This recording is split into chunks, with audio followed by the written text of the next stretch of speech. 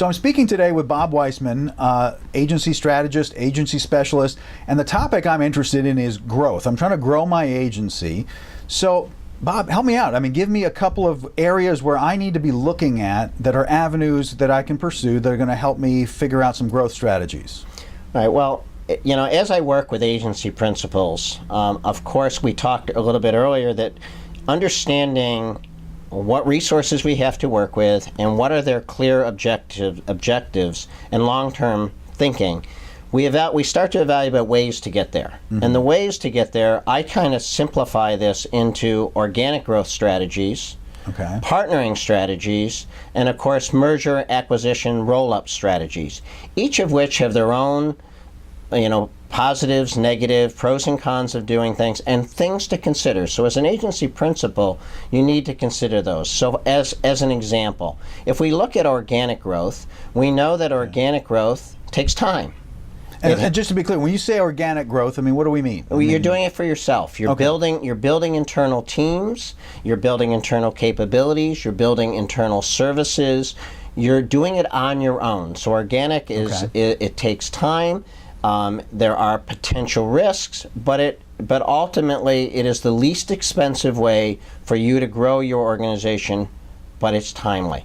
If we talk about partnering as an example, well, partnering allows you, which I'm a firm believer in being a specialist in what you do. Right. Have a focus, do something really good, and then partner with other companies to do what they do really well, or if, in other words, be a general contractor. Right. Play the role of general contractor.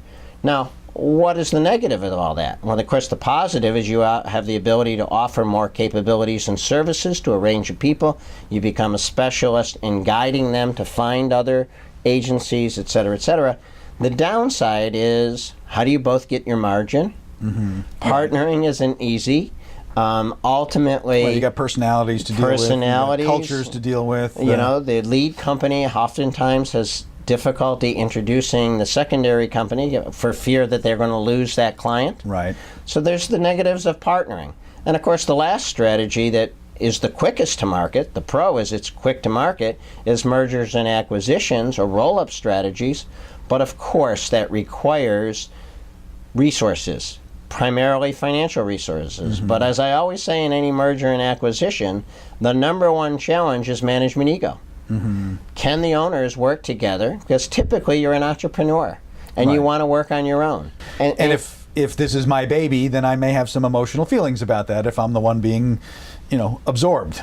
Absolutely. So as you look at these three different potential ways to build and grow your business, whether it be organic, whether it be through partnering, or whether it be through merger and acquisition, each has a wide range of strategies and tactics to use that overriding objective. Okay? For me, I've had the ability, thankfully, to do all of those for different companies. And as we pointed out earlier, each agency has a very different plan going forward. So we may use organic, we may partner, we may introduce to a wide range of people, and we may introduce a merger and acquisition strategy. And I've done all of the above. And I think, what we'll do is in a couple of other episodes, we'll dig into each of those in even more detail. So stay tuned.